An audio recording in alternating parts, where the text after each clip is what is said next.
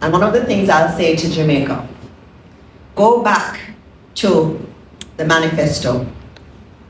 In the manifesto, there's an entire section there on bullying, and that was a priority of this administration. This is an administration, when we write manifestos, we write it based on real knowledge of what's happening in our system. This issue of bullying is something that I saw as I went around to schools. It is actually a conversation I started many months before the election with UNICEF. Because you don't want to do interventions that are just piecemeal. Because a lot of times in Jamaica, we do, okay, this seems right. It feels right. Let me do this intervention. Let me work with the students in this way. But there are international standards and international programs that have worked. And the key thing for me in going to UNICEF was saying, we have this issue.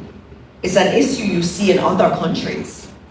And there must be standards in relation to how we address it. And also studies that have been done that show that this approach works and that doesn't work. And so we're already actually quite advanced in the work with UNICEF in looking at an anti-bullying campaign that gets to the heart of the issues. So remember, we don't just want to put a band-aid on a problem. That's not our administration's approach to anything. It's about understanding deeply what the issue is. And we have many different sets of issues that are occurring. You have the person who is doing the bullying, who often is coming from a particular environment, and that we have to do work there. In the CPFSA, we met last week on the same bullying issue, and we're looking at children who may be exhibiting bullying behavior, and we're looking at having some of our therapeutic centers that we've written about and that we're implementing, having those therapeutic centers used for them and their families. We're actually looking at bringing the families in too. So it's not a band-aid that we are looking at in the Ministry of Education. We are having a mental wellness week in our schools where we're going to open up and talk more. If you look at our HFLE syllabus for schools that exist currently, it is in there. When you talk to children, talk to your first formers, they'll tell you that there are sessions where they sit and they speak about mental health. We have brought it into the curriculum. So when we talk about this administration again, we don't just say things, we're doing it. It's in our curriculum. So when you take up your HFLE syllabus, you see the focus on mental health. We're also working with the Ministry of Health on wellness gardens on the benches. And our Deans of Discipline Associations will tell you that their focus as Deans of Discipline has been on providing spaces of wellness, because they realize it can't just all be punitive, just giving suspensions. We also have to look at how we empower our children to tap into the emotions and feelings they have. But there's also more to it. I can go on all day on this, but there's more to it. When we talk about peace in our country, we talk about violence prevention in our country. So that work that our Violence Prevention Commission has been doing is critical. And that's going to be coming soon, and we'll be talking about it at post-cab here. Because there are elements in our society, cultural norms too, that we're going to have to address if we want to truly do this. But we have to be strong on this bullying issue. Our guidance counselors or principals know that the ministry has empowered them to act strongly against it. There is no room for it in our system. No room at all. And they know that. But at the same time, we are also going to do what we have to do in order to create spaces for children to feel safe, at least at school. The reality is they don't feel safe at home. They don't feel safe in their communities in many instances. And so we have to be using the school as that avenue to give them that sense of self and validation. And we are ready to do it. We are doing it. You're going to hear the anti-bullying campaign. You will be hearing also when we have our wellness week in schools. It will be across the entire country, where we're going to be putting in place a lot of these initiatives. We also have already hotlines that our children can use. They are using it. We have been disseminating it a lot more across the system. So if anyone is having any kind of mental health challenge, and I always tell people it's okay. It's okay. In Jamaica, sometimes you don't want to admit it, but we have to demystify it, break it down, stop making it seem like a stigma. There are Jamaicans who are struggling with their mental health for whatever reason, and it's okay. And there's help. There are hotlines that we have. There are people who are going to take your call, that are going to treat it seriously. Don't suffer alone. Don't suffer alone. All right. Okay, those weren't what I was expecting, but I'm going to move on.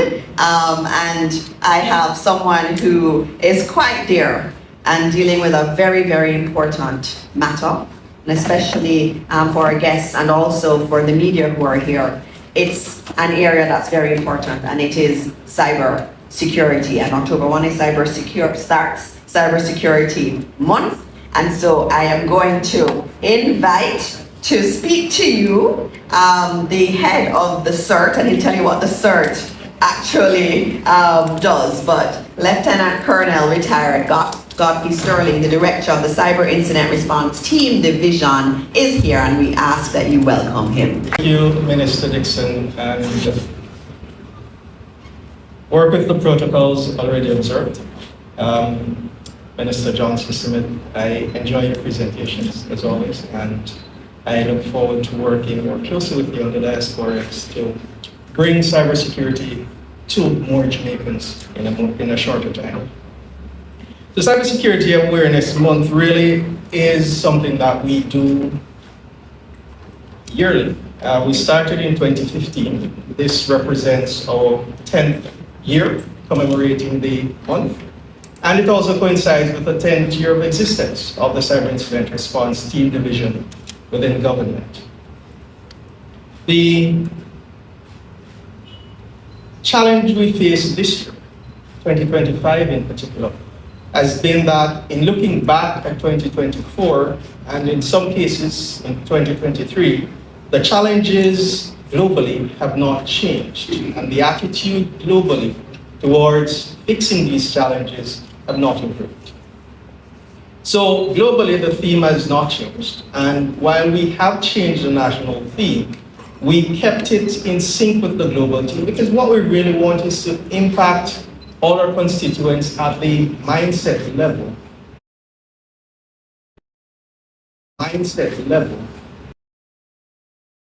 In terms of how we fit cybersecurity. And so the people back forward, what are the risks that are associated with cybersecurity and how we approach it?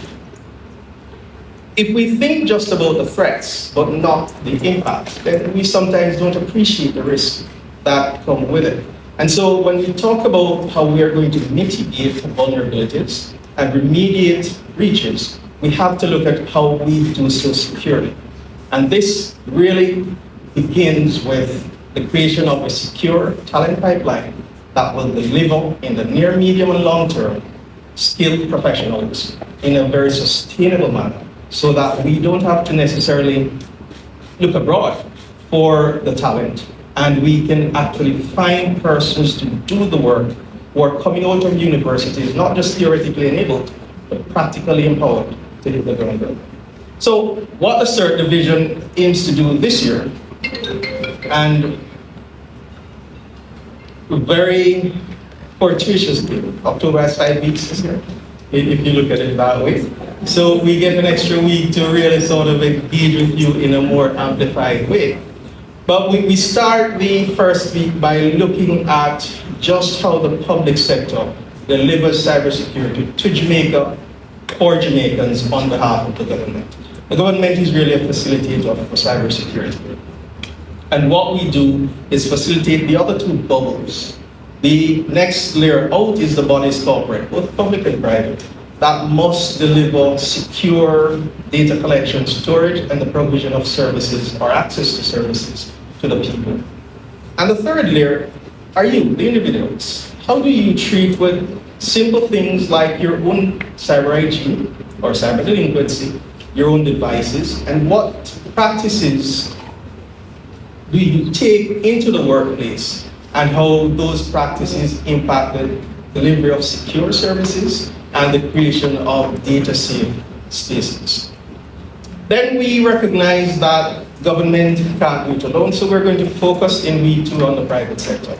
And here we're looking primarily at the medium, small, and micro enterprises, recognizing that for a lot of these enterprises, cybersecurity for them is still the concept, it will not happen to me. But as we look to leverage technology, a lot of these entities are doing PCI type data collection. So you go, you use a card or you use your phone to pay for services and goods. They're taking that information, they're storing it, sometimes in very insecure manners. And so what we're trying to do is to bring them on board so that they appreciate cost-effective and sometimes free services that can help them to improve the security of your data at the point of collection, while it is stored, when it is in transit, and to ensure that they can demonstrate that they destroy your data when they no longer have a need for it. Week 3, we're going to look at the citizenry in communities. We've started this with the Ministry of National Security, with our community cyber programs, and we've had 2 so far. One in Kingston, one in Montego. What we found during these things was that there are a lot of members of the communities who don't really appreciate what cybersecurity does for them and the secure use of technology, as well as the secure provision of their data and their rights as data subjects. So we're bringing the Office of the Information Commission on board, we're working with the Ministry of National Security, and we're taking cybersecurity to the communities. For week 3, as we do each year, is really to focus on the schools, the children. 2 years ago, we pivoted from focusing on university students, and we started looking at the primary level. And the idea here is that the next generation of cyber professionals, warriors, are not people who look like me, not even people who look like you. They are the toddlers who are running around with the little blocks and the phones, they're taking your phones, they're using their tablets. Those are the next generation of cyber professionals. But if you go into a primary school and you ask, what does a cybersecurity professional look like? Nobody really knows. So we're going to, over the next 5 years, create the content, teach or train the teachers to deliver this content, and work it into the curriculum. We've already started the work with the Ministry of Education, Skills, Youth and Information, and we're going to ensure that this is not just a one-off for the 5 years, but a sustainable process. At the secondary level, we recognize that there's an ICT curriculum in place. We're going to add cybersecurity to that. Develop the content, train the deliverers of this content, and we're going to make it so that by the time you get to Fifth Form or Upper 6, you appreciate the career paths, you appreciate the value of cyber, and you are willing to see cyber as a viable career opportunity. At the university level, we're going to, with the UCJ, the University Council of Jamaica, conduct a desk review of all the currently approved cybersecurity programs. What we're looking to do here is to streamline the delivery of content and to ensure that it is being done to international best practices. Where there are gaps, we will work with the entities to fix these. But we also recognize that the persons leaving university, while theoretically empowered and enabled, can't do the work practically. So if you deliver a cybersecurity program, we're going to see whether or not you have the capacity to deliver the practical component. If you have it, but it needs work, we will help you to fix it. If you don't, we will help you to build it. This requires significant partnership, and cybersecurity, as I've always said, is a team sport. In week 4, we're going to focus on the national critical infrastructure, our energy sector, transportation, telecommunications, those engines of efficiencies that drive national progress. And we have to do this because the compromise of any of these entities will have significant knock-on effects for everybody concerned. And to do that in practical terms, when we look over the last 2 years at the cyber activity within the financial sector, we have chosen the financial sector as the area of focus this year. And so right here at Jamaica House, on the back lawns, we will have a simulation exercise that chronicles the attack on the financial sector that over a period of time cripples it, and how we as a country, including the incident response teams within the banks, the regulators, the Financial Services Commission and the DOJ, law enforcement, the JCF and MOCA, as well as your national CERT, will tackle this problem and respond so that in the event it actually happens, you're assured that your country has the resources to at least get the ball rolling in terms of identifying the issue, containing the problem, responding in terms of sanitation, and have the capacity to upskill up man if the need arises. So Cybersecurity Awareness Day will take place on October 30. The opening ceremony will be in this very room, and some of you will be invited back to participate. But the day's activities will take place on the back lawn, and it will feature this immersive experience into how the financial sector responds to and secure your digital assets. Before we get there on the 23rd, we have National Cybersecurity Awareness Month Career Day. This will take place at the University of Technology in Lecture Theatre 50. And what we're hoping to do this year is to do more than just talk to you. We'll have a virtual tour of our Security Operations Center since we can't take you there. And we will show you what a day in the life of a cybersecurity professional in a Security Operations Center in Jamaica at the national level looks like. Ladies and gentlemen, your national cybersecurity setup has an average age of 22 years. That's how young the team that protects your country is. And the idea here is that as persons like me step away, succession planning is in place and the future is guaranteed. We will have a number of marketing strategies that we have implemented. We have already had a think tank at the GIS, and this went well, if we may say so ourselves. There'll be cyber nuggets that we will push out. There will be trivia questions and quizzes that will have some prizes available for those who participate and answer. And the signature events for this year really remains the Career Symposium, which we're targeting all 3 levels of the education sector here in Jamaica. And CyberXGM, which is our national cybersecurity exercise, is being reintroduced. We had a challenge with the platform provider who retooled, refocused, and no longer provided the services that we require.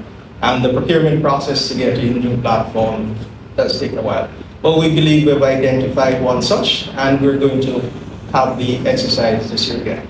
And what this is, it's really bringing all the stakeholders within a particular sector or nationally together to demonstrate in practical terms what would happen in the event there was a cyber incident that had national impact or import. But we must make mention of who serves you and what we've been doing for the last 10 years. Cybersecurity as a concern in Jamaica really started with the catalyst of the large-scale website defacement in 2013. And I remember I was a captain in our Intelligence and Operations Center at the time when the State Minister in the Ministry of Energy and Technology visited, and we had no solution. Even though I had been advocating for cyber from a military standpoint, there was no national solution. Through the OS and the CERT of Uruguay, we were able to fix the problem. But coming out of that, the government of the day decided that we needed to fix this. And so in 2015, the division was born, and the National Cybersecurity Strategy was promulgated. This led to significant changes in how we looked at cyber, because for the first time, in Jamaica, we could see some of what was happening in our cyberspace. We did not have to rely on consolidated data for North America or the Caribbean region. Between 2017 and 2019, there was a need to retool. And so the broader Plan Secure Jamaica, which was created to deliver on the safety and security component of the government's mandate, had a cyber component. And the CERT was a beneficiary here. But then the pandemic struck, and we had to pivot from being just a response capability for government to looking proactively at our entire attack surface and being able to manage the threats that we were seeing. And so the creation of the National Security Operations Center took place. In 2022, we actually achieved full operational capacity with this facility. And what we were able to do from then on was to actually deliver statistics for Jamaica from Jamaica. What it allowed us to do is to say to individuals and entities, these are the vulnerabilities we're seeing for your entity or for your space, and this is how we recommend you fix it, so that you could mitigate the impact of a breach should it occur. But we had to be able to do this in a sustainable way. And so the creation of the Strengthening Cybersecurity in Jamaica project took place. This took about 3 years to happen. The IDB board approval for the loan funding was received just last week, but we would have gotten the approval of the cabinet to enter the project into the PSIP in March, and so starting this month, we're going full steam ahead. And what this project will do is to actually leverage the existing technologies to bolster how government delivers cybersecurity and how we can protect you. From a training standpoint, we would have just launched the Jamaica Cyber Youth Empowerment Academy together with SANS. Currently, it's funded by the Government of Canada, but what we're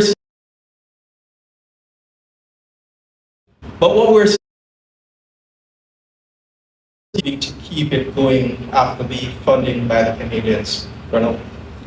Within the financial sector, working with the BOJ, post the 2023 breach of the FSC, we created CCJM, which is a secure, trusted platform for participating banks and the regulators to work with law enforcement and the CERT to secure more robustly the financial sector. Just yesterday, we closed the applications for the Vincula LAC program, where we invited 500 Jamaicans from all walks of life to apply for cybersecurity and other digital training. The program was oversubscribed by almost 25%. And we're looking to push this sort of engagement forward to ensure that the cybersecurity talent pipeline is secure and is sustainable.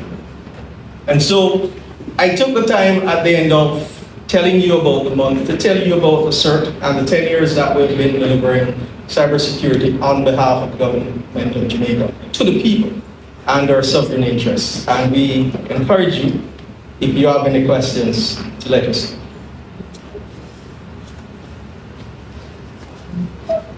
Thank you very much. It's a very important month, and I know the work that you do, a lot of it is very quiet work being done behind the scenes. Whenever there is a cyber breach, the team at the CERT, whether it's in the public sector or the private sector, is actually quite involved in terms of trying to contain whatever breach there is and also trying to respond and working with them. So that's something for Jamaicans don't know that government does. So if a private sector entity has a problem, they are breached, the CERT actually works with them and provides services and helps them. So it's very important work that's been done. I'm very glad to hear that the funding is coming in place for some of the additional equipment that's needed. But it is really fantastic work that the team does, and I want to thank you and congratulate you. Are there any questions?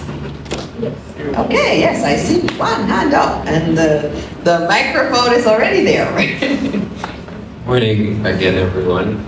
Questions for each speaker. We'll start with Minister. Minister, we do have an incident right now in Manchester, in which a student from Manchester High has been reported missing since last week. Yes. And obviously, in terms of surveilling students once they leave school grounds, we know the responsibility that schools have and national security. But in terms of us as citizens, the everyday citizens, what responsibility do we have in terms of ensuring that children who are on the road don't loiter and get to where they need to get to? Children who are lost and may not know where to go can get an adequate way of getting home. And on top of that, in terms of students that are missing or children in general that are missing, what responsibility do we as citizens have in aiding the process in finding them? Thank you very much for putting your question the way you did. We're all very concerned.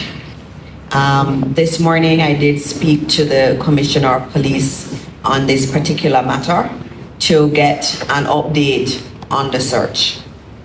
They're working really hard. The military has been involved. Even the fire brigade is involved.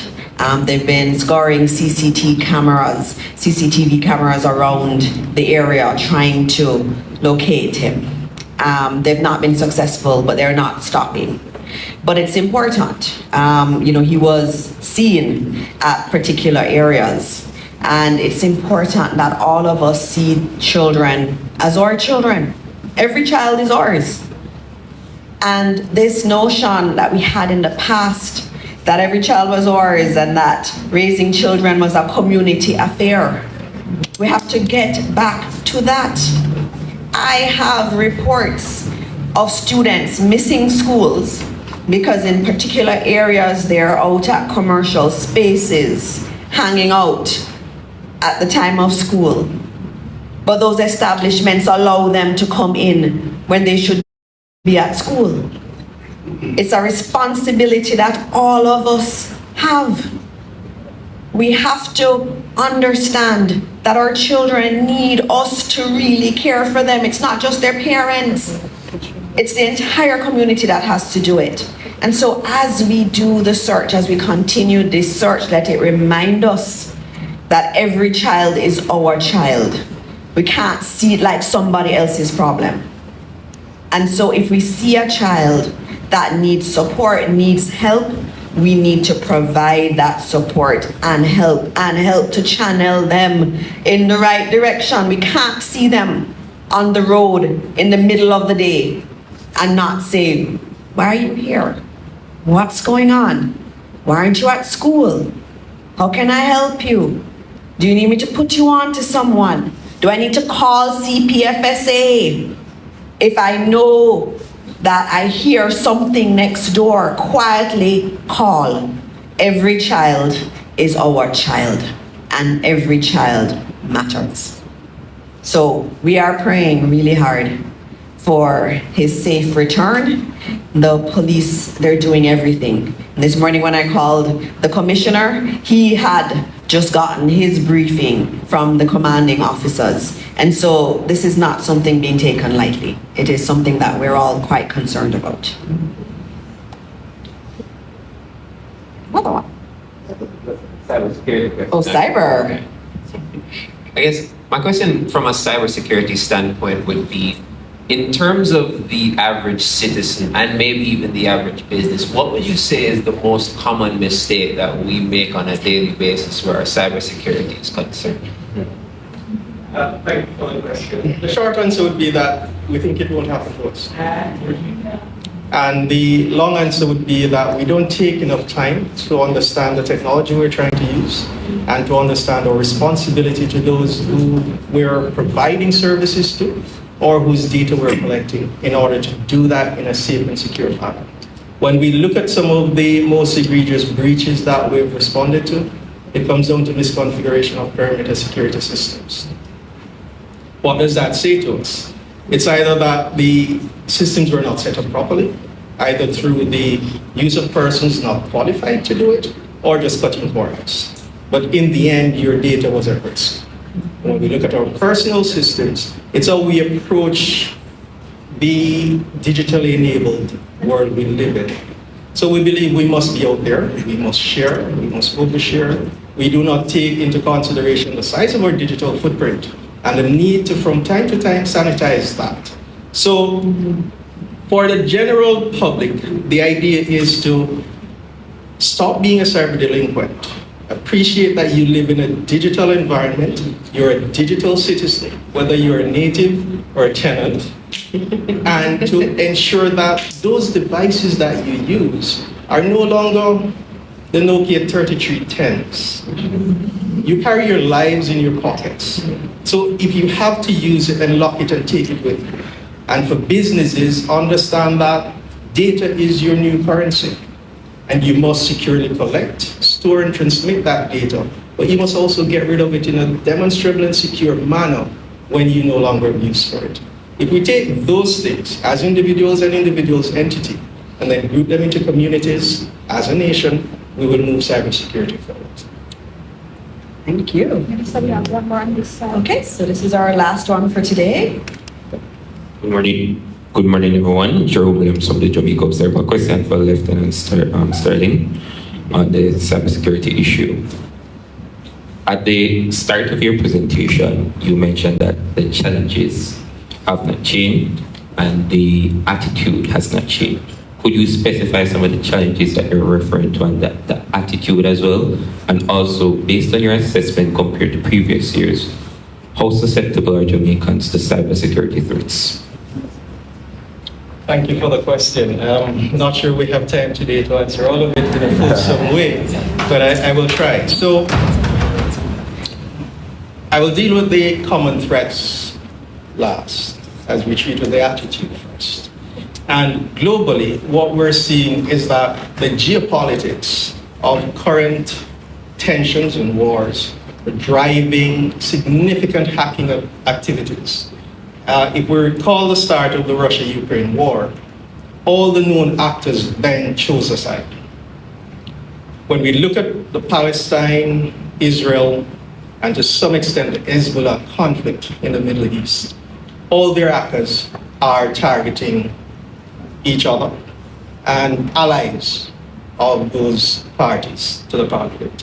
What it means is that the region, which is seen to have a significant attack surface with soft targets, become very enticing to hackers, as they seek not only to target the parties in the conflict, but also to target associates of, with a view to get in through a third layer, or a third border, if you will look at it that way.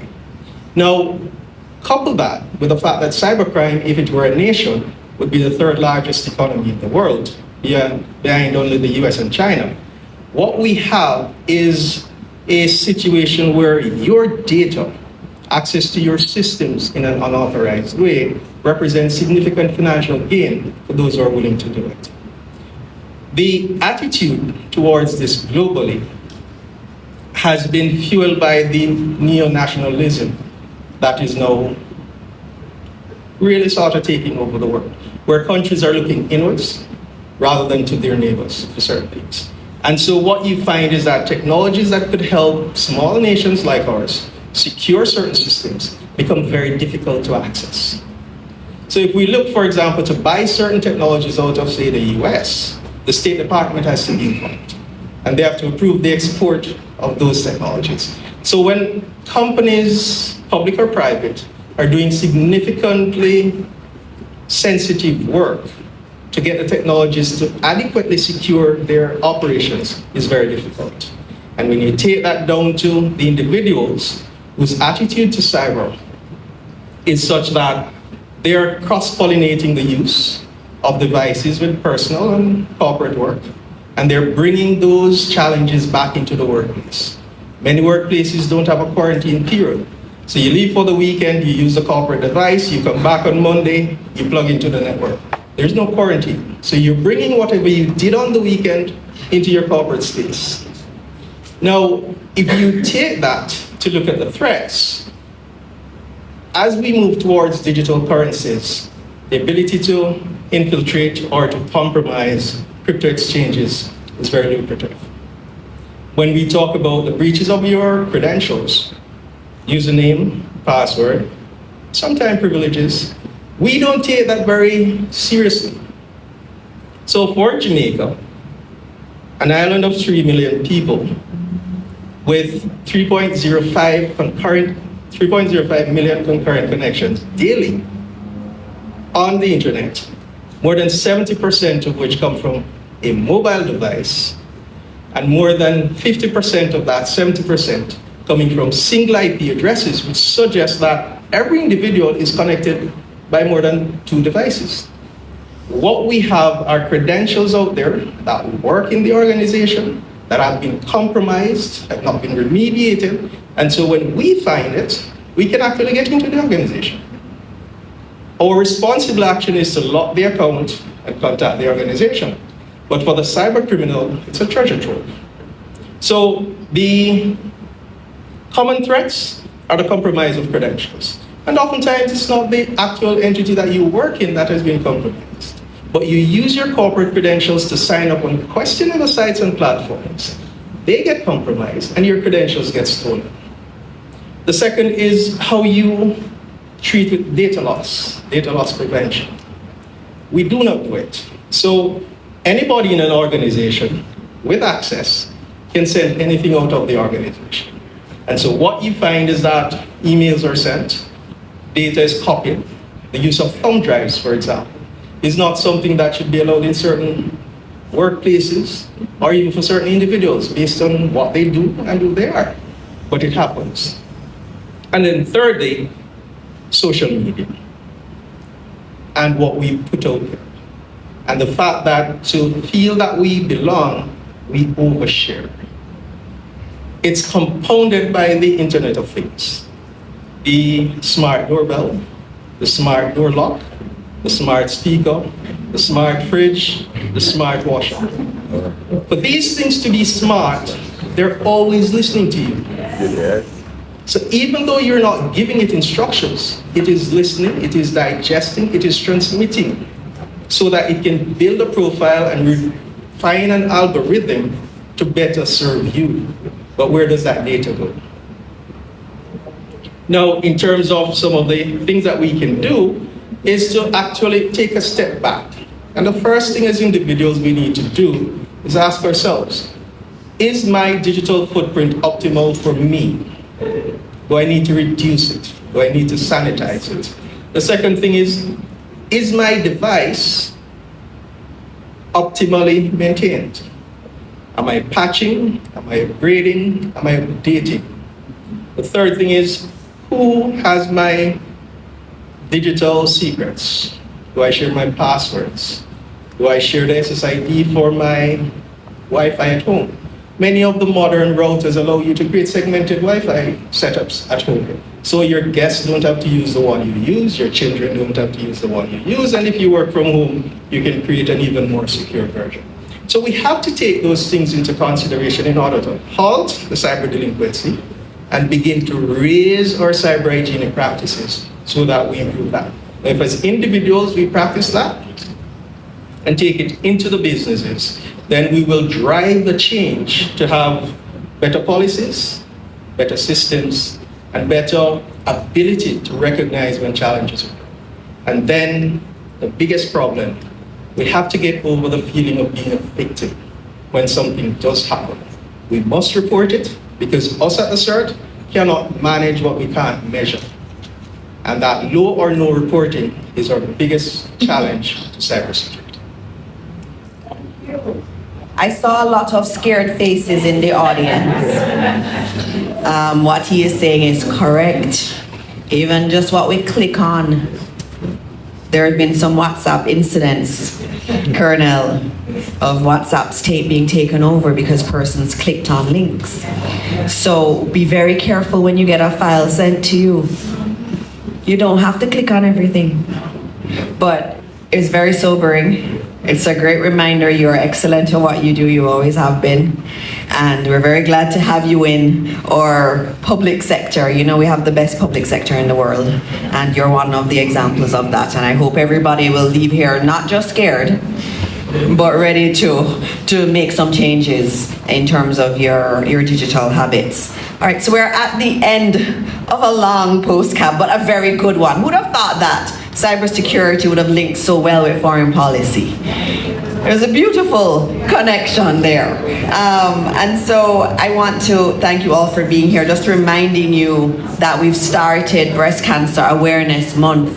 It's October 1, it is that month, and we will talk a bit more about that in another post-cabinet press briefing, really looking at the state of our women and women's health in one of our post-cabinet press briefings. On Sunday, it is also World Teachers' Day, and there'll be several